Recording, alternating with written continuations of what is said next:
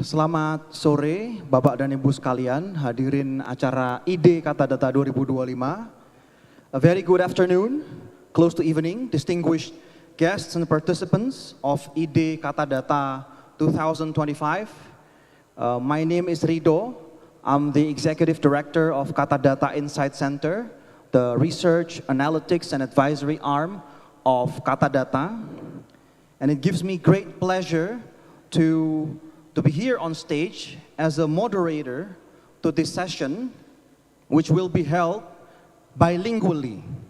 So I guess this will be the first ever bilingual session held at IDE ever. Can we have a round of applause, please? Dan semoga Bapak dan Ibu sekalian masih bersemangat ya, walaupun kita mendekati penghujung acara. Tapi saya harap Bapak dan Ibu sekalian masih semangat karena kita akan mendengarkan dari dua speaker kita yang luar biasa dan extraordinary. Kita akan explore insights dari para speaker kita terkait dengan tema kita pada sore hari ini mengenai trend of payment system industry.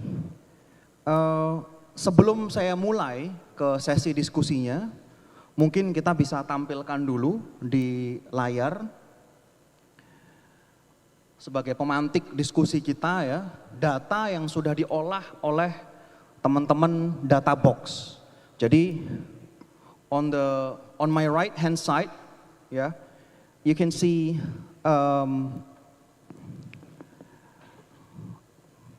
this was basically a research that we've done for Credivo once. E-wallet is actually the preferred method of payment for most consumers for shopping online, followed by pay later, cash, bank transfer, and other methods of payment. Di sisi kiri kita melihat bahwa nilai transaksi uang elektronik Indonesia ini e-wallet dan e-cash ya, ini naik secara drastis dari tahun 2018 sampai dengan 2024. Ini kurang lebih mengilustrasikan betapa sistem pembayaran digital atau digital finance ya sudah sedemikian berkembangnya. It has been nothing but revolutionary, the growth of the digital financial sector. Saya mungkin boleh menambahkan dua data lagi ya. According to World Bank's Global Findex Database, 2/3 dari adults worldwide itu sekarang menggunakan digital payment. Dan growth-nya yang paling signifikan itu ada di negara berkembang.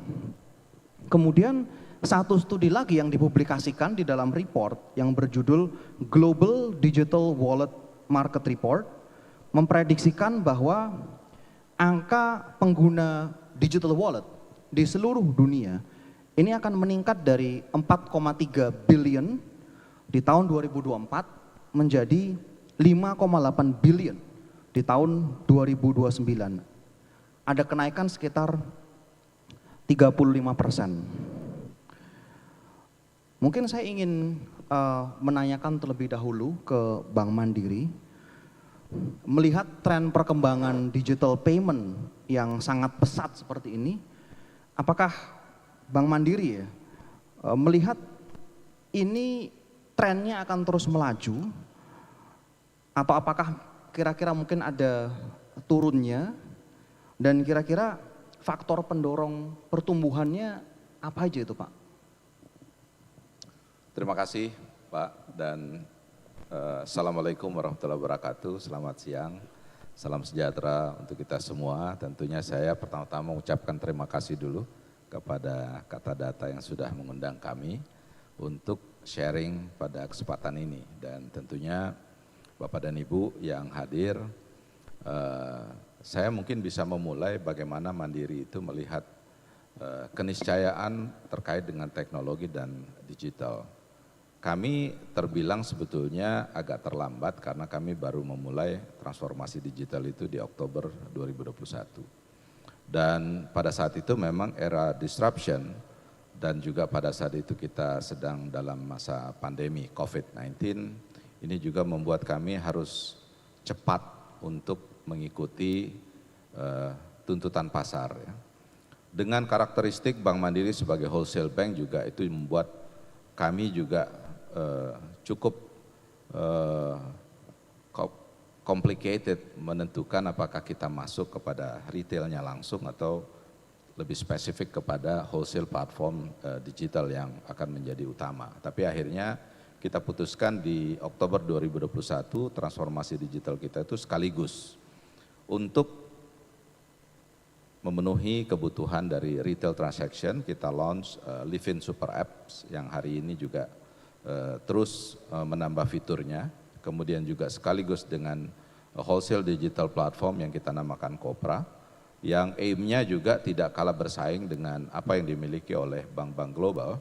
Kalau kita selalu membenchmark Kopra dengan dua besaran solusi wholesale untuk corporate, yaitu mungkin saya bisa sebut Citi Direct dan juga JP Morgan Access.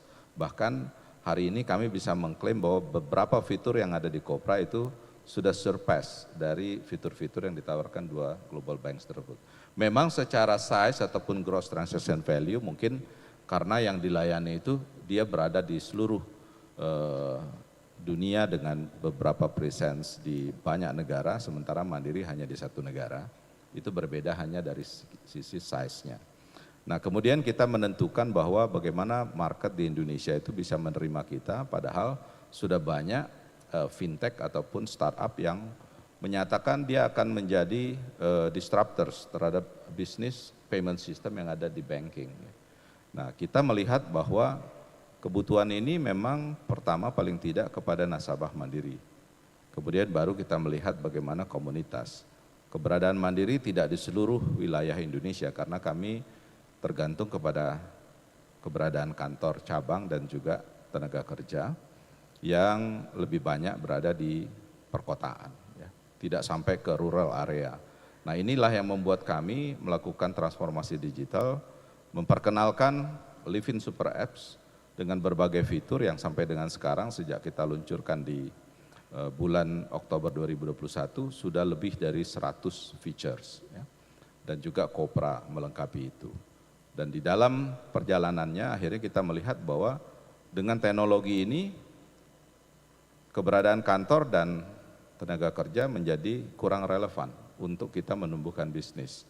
Tentunya dengan Livin sekarang kita bisa menyasar banyak sekali kawasan-kawasan dari ekosistem nasabah wholesale Mandiri yang tadinya dilayani oleh bank-bank lain, sementara Mandiri hanya memiliki relationship dengan wholesale kliennya, tapi sekarang sampai ke plantation dari perkebunan, kemudian juga mining site dari plant nasabah-nasabah manufacture Mandiri, itu juga sudah bisa kita layani walaupun kita tidak memiliki kantor dan tenaga kerja karena ada terobosan dari sisi platform digital ini.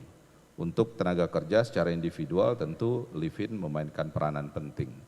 Jadi kalau bisa dilihat sekarang penetrasi kita tidak hanya secara kantor maupun mungkin agent, tapi juga kita memiliki point of service yang kita namakan layanan dari Mandiri tanpa ada kantor cabang maupun tenaga kerja, tapi masyarakat bisa mengakses melalui gadget dan juga kalaupun gadgetnya tidak ada dia bisa pergi ke point of service yang ada. Saat ini mungkin kami sudah hampir 600 titik di seluruh Indonesia untuk point of service kita namakan POS. Kemudian juga kita pasang yang namanya low earth orbit satellite. Saat ini kita mungkin sudah 2 tahun lebih menggunakan Starlink di titik-titik di mana blank spot dari internet connection. Artinya sekarang kita bisa mengklaim bahwa layanan digital Mandiri ini bisa diakses across the country. Nationwide Mandiri ada dengan teknologi.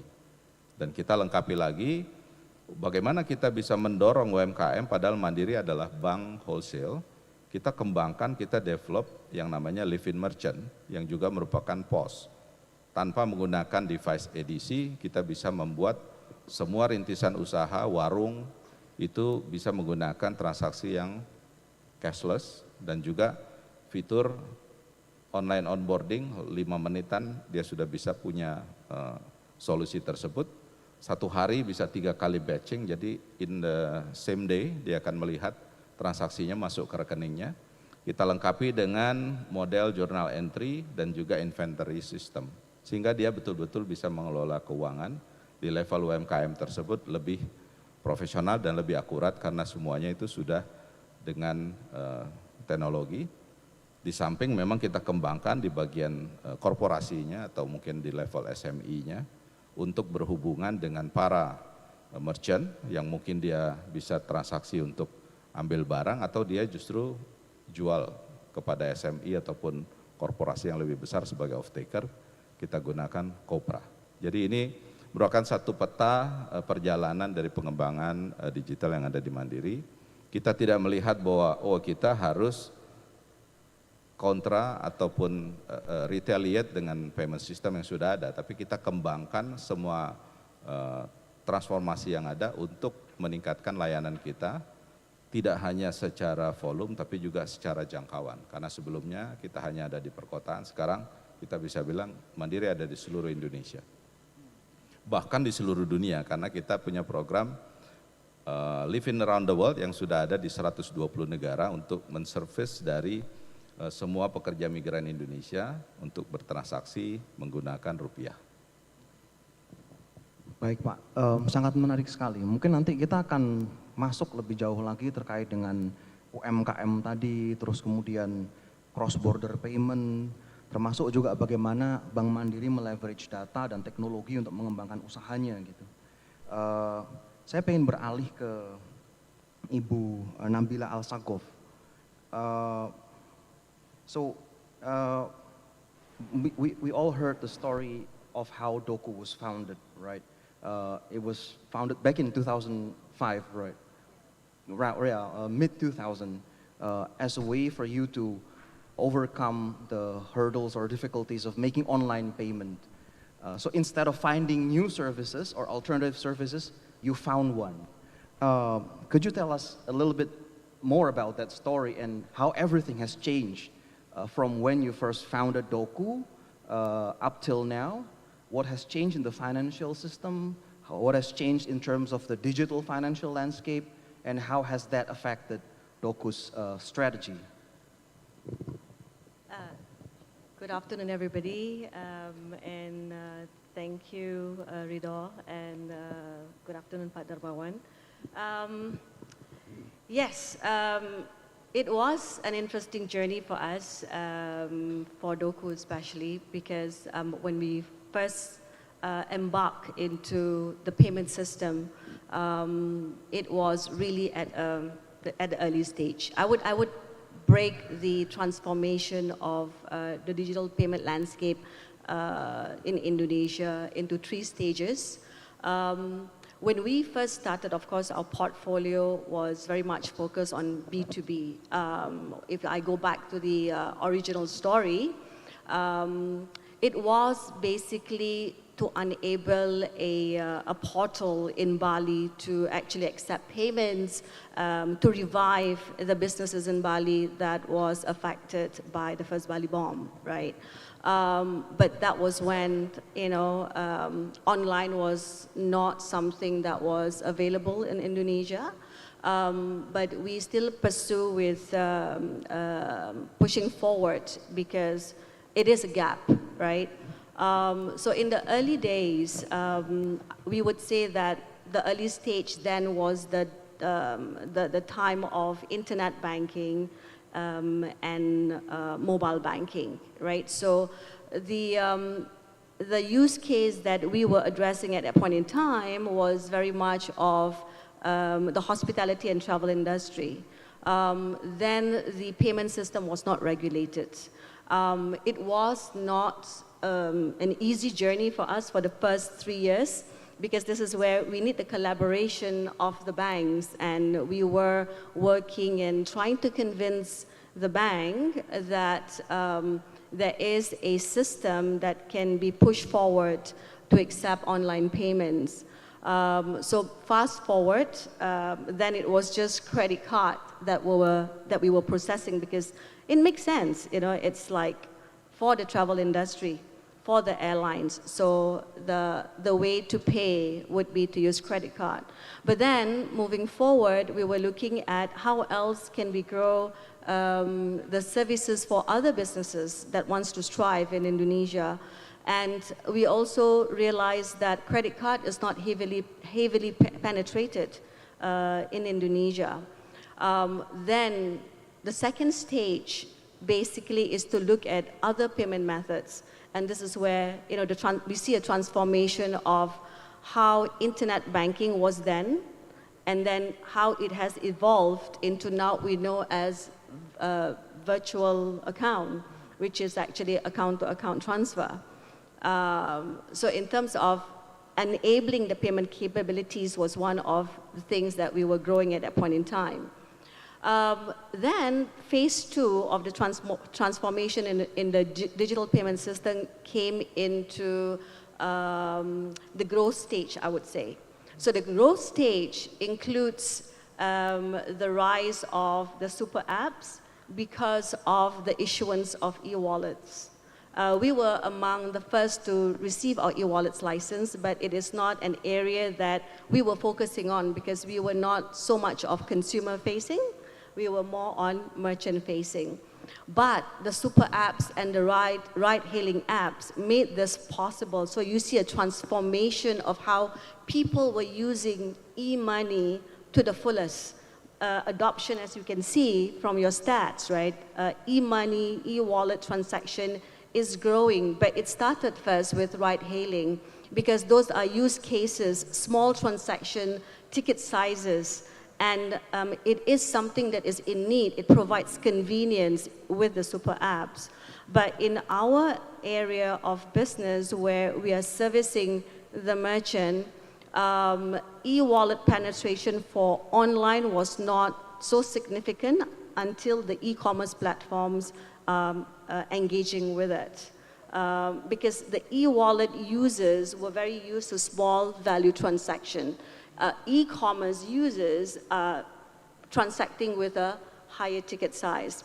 But we see a lot of transformation in that stage where fintech plays an important role into escalating such a spike in adoption of e-wallets, engaging with their ecosystems. What we did with our wallet platform, basically, we turn it around and offer a more of a co-branding solution because we realize that communities, they would like to keep a close ecosystem to service their communities.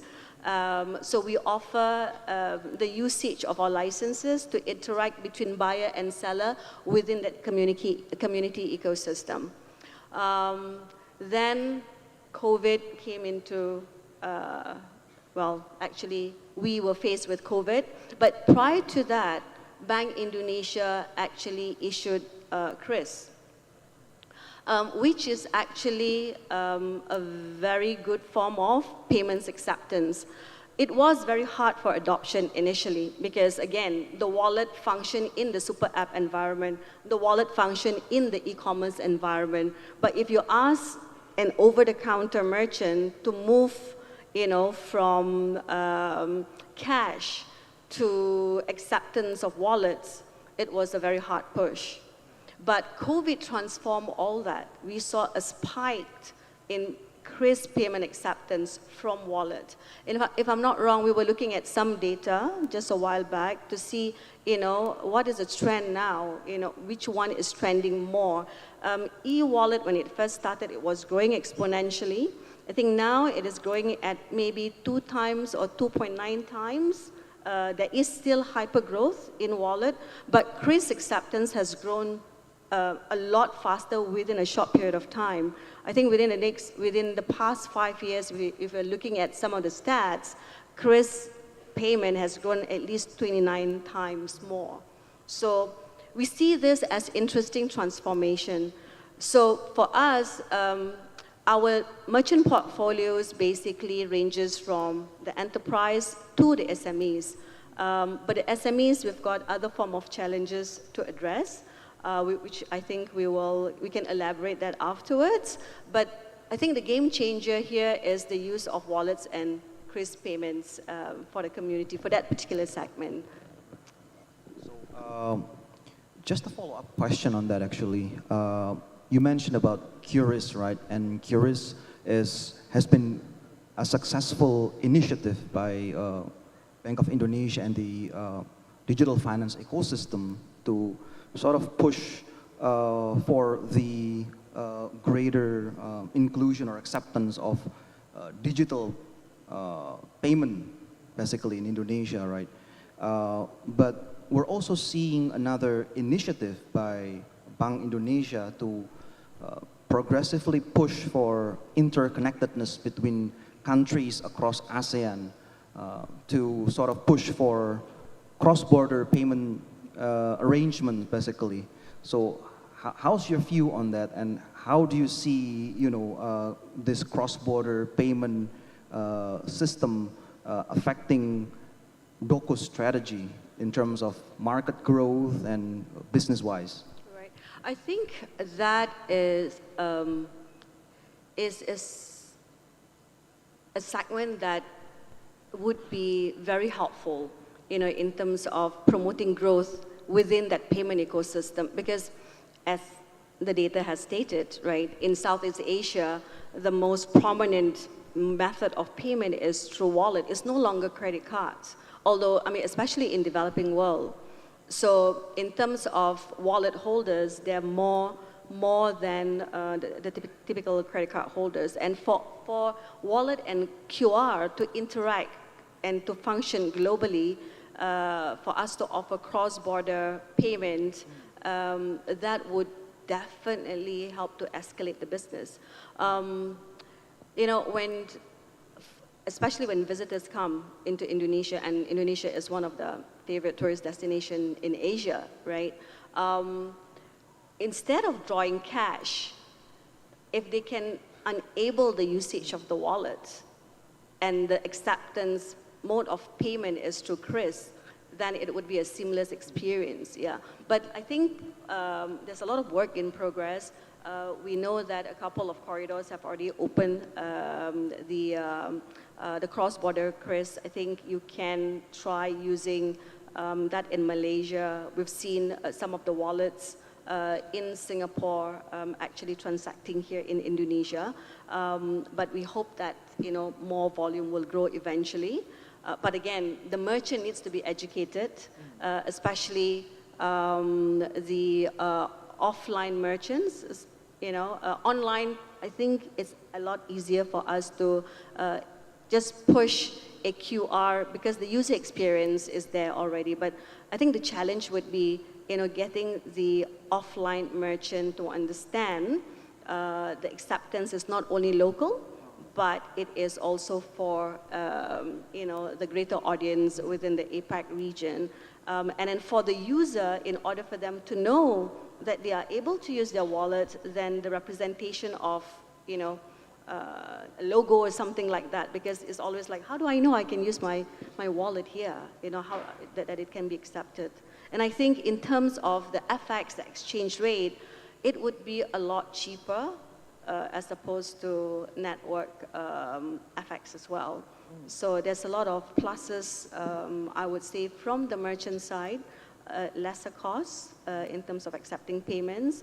And I think also in terms of receiving their cash when it comes to settlement, because that is one of the key criteria. It's not only to receive payment, but then how do they then get the actual cash? So we're looking at this new ecosystem to be more robust, more quicker, and more seamless.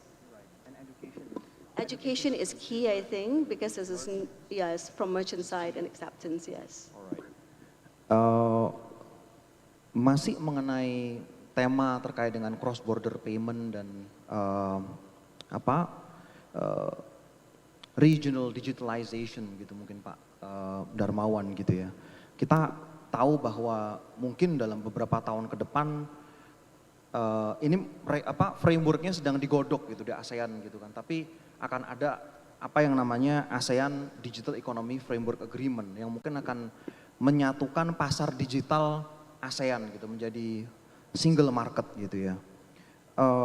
Bagaimana Bank Mandiri mengantisipasi integrasi pasar digital ASEAN ini Pak, dan kira-kira apa strateginya untuk bisa terus berkembang atau bahkan mungkin ekspansi gitu? Saat ini sama dengan berbagai payment system yang ada, bahwa kita juga mengikuti QR cross border yang sudah di-launch oleh Bank Indonesia di beberapa negara ASEAN. Tetapi Bank Mandiri mengembangkan Super Apps Livin dan Kopra itu juga mengantisipasi kebutuhan cross border transaction. Kita melihat bahwa untuk Super Apps-nya sendiri itu sudah kita lengkapi dengan online onboarding, kemudian juga dia bisa cross border transaction, dan di dalamnya juga kita bisa memiliki kemampuan tidak hanya menggunakan apakah itu wallet system ataupun mungkin berdasarkan transaksi yang menggunakan super apps-nya langsung, bahkan kita lengkapi dengan e-debit card or e-money, e-credit card, sehingga transaksi dengan menggunakan Livin di gadget itu juga sudah bisa tap to pay dimanapun memang bisa membaca dari transaksi-transaksi yang card based ataupun QR based. Katakan misalnya untuk penyeberangan ferry dari Batam, Singapura, Singapura, Batam, itu sudah bisa menggunakan e-credit card melalui Super Apps Livin. Begitu juga katakan di Singapura menggunakan MRT, itu juga tap to pay dengan Livin. Jadi tidak perlu mengeluarkan kartu ataupun beli tiket gitu. Jadi bisa langsung tap to pay. Cuma memang masih baru Android based. Karena di iPhone itu ada Apple Pay, jadi dia belum buka NFC-nya ya. Jadi memang ini ada satu kendala teknologi. Tapi untuk penetrasi, Livin by Mandiri dan Kopra by Mandiri itu sudah sangat siap untuk go global. Apalagi tadi saya sampaikan bahwa untuk melayani PMI, pekerja migran Indonesia di 120 negara saat ini, itu sudah menggunakan Livin. Gajiannya dia terima dengan currency lokal, dia bisa converted, juga melalui apps yang kita kerjasama, katakan ada Panda, ada Wise gitu ya, dan itu merupakan satu ekosistem yang ada di dalam digital platformnya Bank Mandiri, sehingga semua pekerja migran di seluruh dunia dengan SIM card lokal dia bisa menggunakan Super Apps Livin, online onboarding, dan semua transaksi itu bisa dilakukan dimanapun dia berada. Dan juga kita lengkapi dengan untuk cross border anticipating, sekarang Livin itu bisa memiliki fitur 18 foreign currencies yang bisa dibuatkan sub account ataupun lakukan cross border remittance. Within minutes penerima bisa lihat itu sudah terkredit di rekeningnya di bank manapun di seluruh dunia, karena itu API based bukan Swift based. Jadi sangat kompetitif, baik itu dari sisi exchange rate maupun juga biaya untuk melakukan pengiriman uang cross border.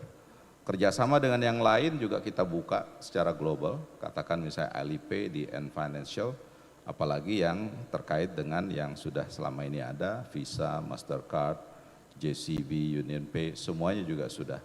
Kalau lokal ya memang semua wallet, hampir semua wallet itu sudah ada di Livin. Mulai dari ya kita punya link aja, tapi ada juga Dana, GoPay, OVO gitu sudah ada di sana. Jadi kita terbuka untuk kerjasama, kolaborasi. Saat ini mungkin sudah lebih dari 170 mitra yang ada di platform Livin, dan juga mungkin kerjasama ini akan terus kita kembangkan karena Livin tidak hanya bisa untuk banking services, bahkan beyond banking kita kembangkan semacam e-commerce platform di Livin yang kita namakan Livin Suka. Livin Suka ini juga memberikan kesempatan kepada Mandiri Group untuk menawarkan produknya di sana, tapi juga untuk semua nasabah yang memiliki produk, misalnya untuk kimia farma. Sekarang untuk beli obat gitu nggak perlu lagi pergi ke apotek. Apotek kimia farma ada di Livin Suka. Begitu juga nanti semua merchant yang di cross border, katakan di negara-negara ASEAN, ini juga kita sudah sangat siap. Artinya pengembangan kita dengan open API ini memang membuat opportunity untuk collaborating secara global, apakah itu banking, non-banking dalam bentuk fintech ataupun startup yang ada di sana, itu sudah siap untuk bisa berkolaborasi dengan platform digital Bank Mandiri saat ini. Kalau Livin kebetulan saya juga salah satu penggunanya Pak, dan saya merasakan manfaatnya. Walaupun belum pernah saya coba untuk transaksi di luar negeri. Nah mungkin saya di next trip gitu ya ke luar negeri. Kalau mungkin, misalnya kita ke London, mata uangnya GBP, kita buat sub account langsung sekali convert berapa yang mau kita pakai. Setiap transaksi tidak ada lagi transaksi menggunakan transaksi FX. Karena semuanya sudah one by one berapa GBP, yaitu yang di-charge ke rekening sub account-nya GBP itu. Jadi kita sangat fleksibel untuk meng-cater kepentingan semua pengguna Livin secara global. nanti saya coba deh Pak, cuman kalau mau cuti itu harus izin Mas Meta dulu saya. Nah, tadi saya tertarik dengan apa yang disampaikan Bapak terkait dengan Kopra gitu kan. Karena kalau Livin mungkin kita semua cukup familiar di sini, tapi Kopra itu mungkin nggak semua adalah pengguna Kopra. Karena kan mungkin terfokus untuk UMKM gitu Pak ya. Mungkin ini kan salah satu produknya Bank Mandiri yang diciptakan untuk membantu UMKM gitu mungkin Pak ya. Nah mungkin bisa ceritakan sedikit Pak terkait dengan Kopra, dan apakah mungkin juga bisa Kopra ini digunakan untuk mendukung internasionalisasi atau UMKM Indonesia gitu misalnya? Sebetulnya yang ke UMKM, SMEs itu Livin Merchant bukan Kopra. Karena kalau Kopra itu base-nya current account atau rekening giro untuk korporasi. Jadi kalau kita lihat sekarang mungkin kepada use case-nya, jadi kalau kita lihat Livin Merchant itu hari ini ada sekitar hampir 3 juta merchants. Kalau kita bicara soal POS, Mandiri itu merchant bisnisnya hanya sekitar 300 ribuan mesin edisi sebelumnya. Tapi begitu kita launch di bulan Juni tahun 2023, perkembangannya sangat pesat. Sekarang kita memiliki sekitar 3 juta merchant yang merupakan UMKM. Dan itu memang bukan hanya memperkenalkan bagaimana teknologi sekarang sudah lebih mengambil peran dalam transaksi finansial, tapi juga membantu para pengusaha ataupun rintisan usaha yang ada di seluruh Indonesia.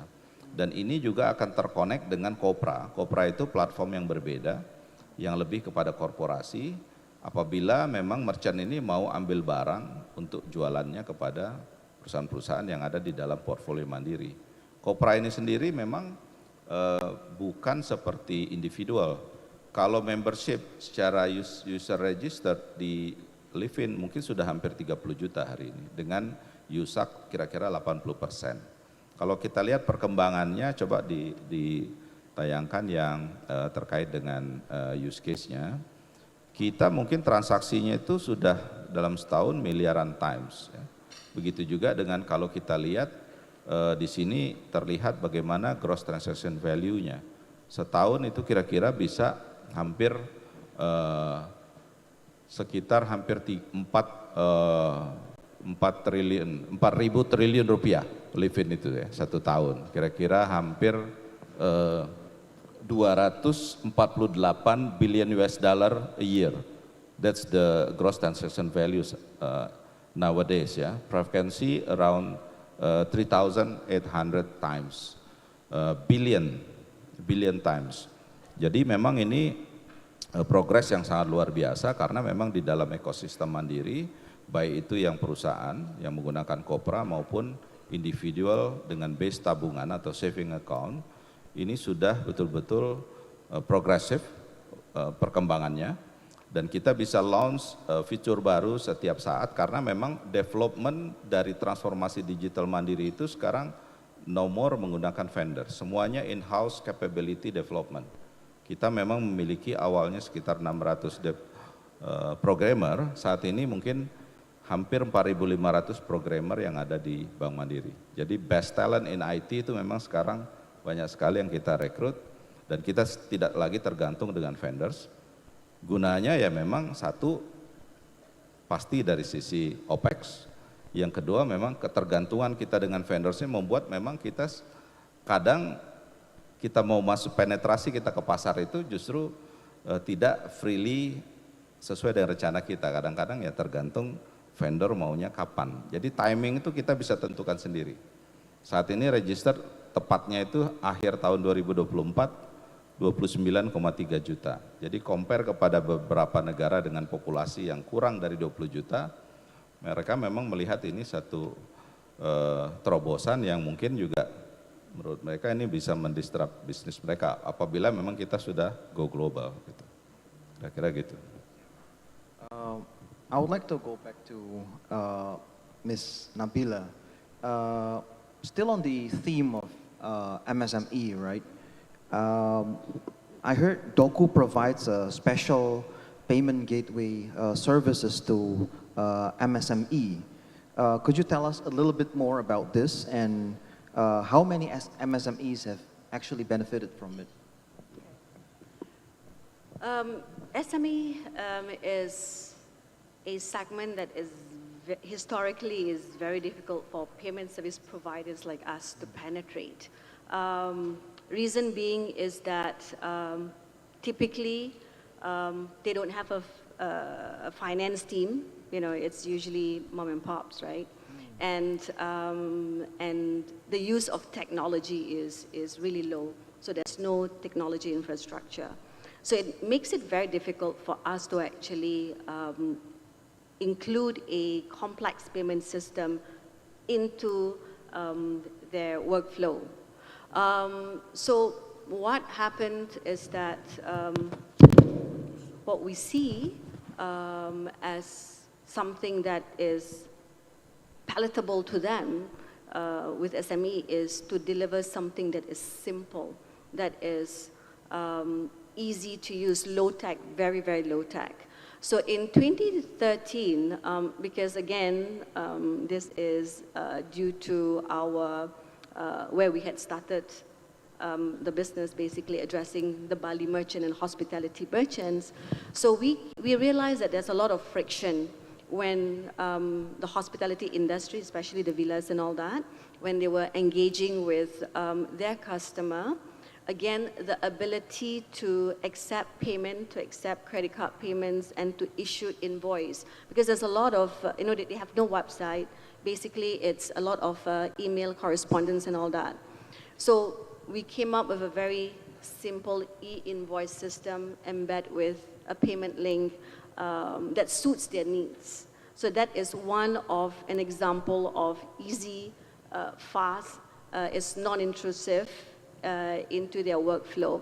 What we see, SME is also working with hybrid system. They've got a legacy system. At the same time, progressively, they're trying to include technology into the ecosystem, which is actually quite a challenge, right?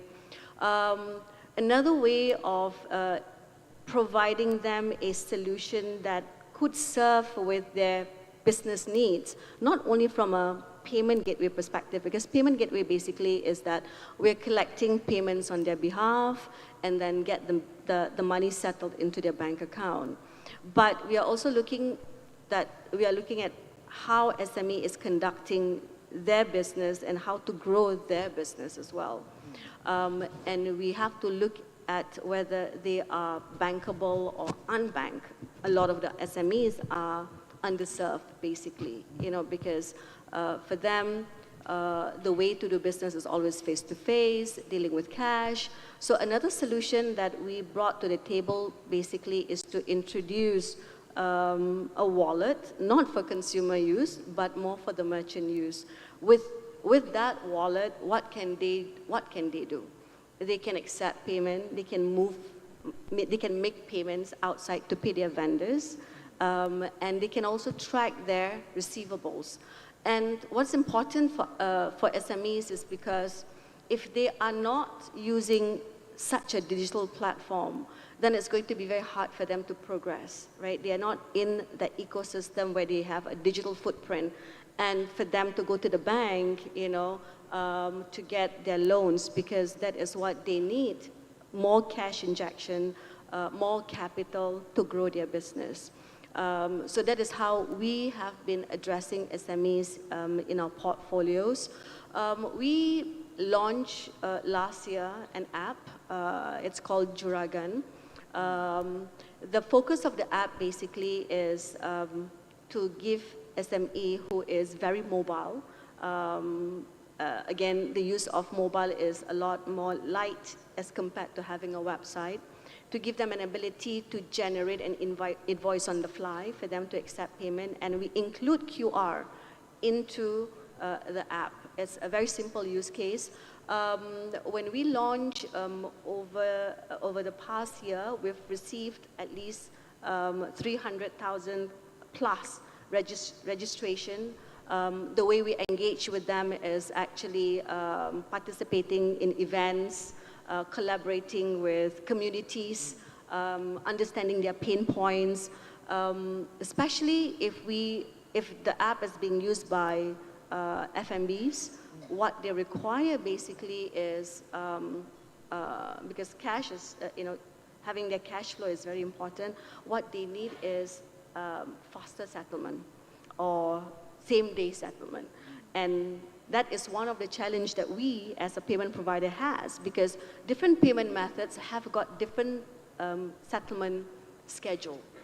But what they want to see basically is, hey, today I sell 1 million rupiah, I need to get my 1 million rupiah now.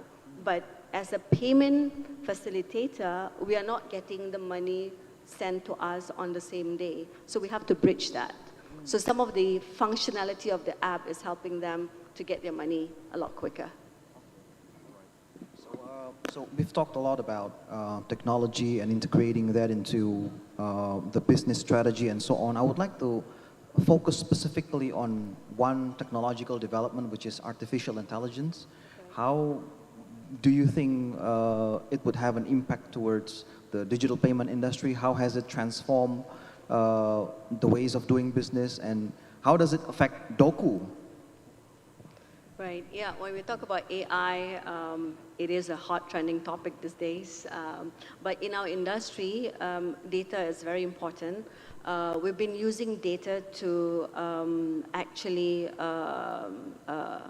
facilitate many aspects of within the payment ecosystem. One in particular is to do profiling on merchant, to identify and detect fraudulent patterns, because that is, accepting payment is not just accepting the payment, processing the payment. We have to make sure that the account is also legit in a sense, because when a merchant opens an account, basically, it could look okay, but subsequently when they are doing the business, it can transform into something else. And that is our responsibility to make use of data, to look at patterns, to use some form of AI to ensure that we are profiling. What we're saying is that what you register, we are not going to accept that as 100% valid, because it is what happens after that is then, we can see what kind of business you are, what kind of business you are actually providing. And this has helped us tremendously to ensure that we are in compliance, because you see, our industry is very well regulated, right? And identifying the fraudulent or delinquent merchant is important for us, because we need to protect the buyer as well. And on the other side of the coin, for the merchant, because our service is for the merchant, we want to make sure that they have genuine buyers making the purchase, because for them it's a loss of income if it's a fraudulent buyer. So with AI, data and AIs have helped us tremendously to identify and do all the profiling and track trends, track patterns, compare with what's happening. Because when you talk about fraudulent activities, they are way advanced, way ahead. And now with AI, it's even more dangerous, because you can fabricate your ID, right? So we have to counter that, the ability to counter that fabrication. So with AI as well, yeah. So AI is like a double-edged sword, basically. Oh, it is. Perhaps the last question, because we're almost running out of time, untuk Pak Darmawan terkait dengan inovasi tadi Pak, dan mungkin integrasi. Tadi Bapak menceritakan bagaimana penggunaan low orbit satelit internet dan lain sebagainya gitu.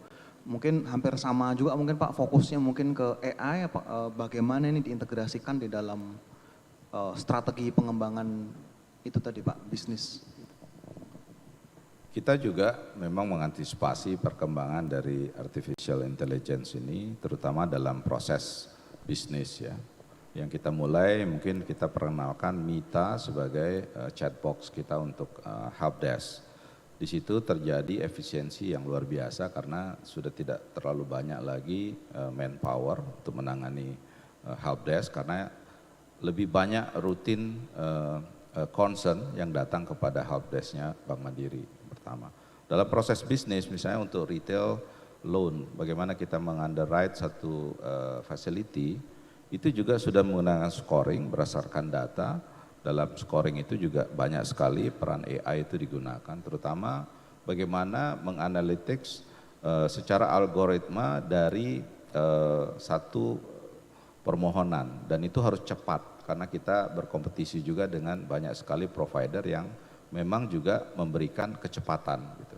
Nah di sini kita lihat berbedanya Bank Mandiri dalam menggunakan AI itu, kita lebih algoritmanya kepada behavior dari income, bukan dari spending behavior.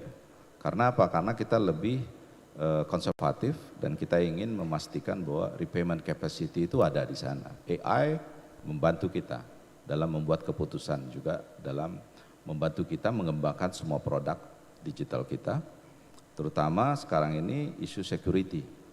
Bayangkan kalau attempt untuk attack daripada sistem kita itu satu hari mungkin sekitar hampir 25 miliar dalam 24 jam, kita tidak bisa menetralisir ataupun mengkonten semua serangan itu. Dengan AI, wah itu sih luar biasa. Jadi sekarang memang peran AI itu luar biasa. Mandiri terus mengembangkan bagaimana AI ini akan lebih berperan dalam proses bisnis maupun dalam pengamanan terhadap teknologi dan digital yang dimiliki saat ini. Oke, pertanyaan tadi sekaligus mengakhiri sesi kita pada sore hari ini. Terima kasih kepada para pembicara kita yang luar biasa. Mohon aplausnya Bapak dan Ibu sekalian.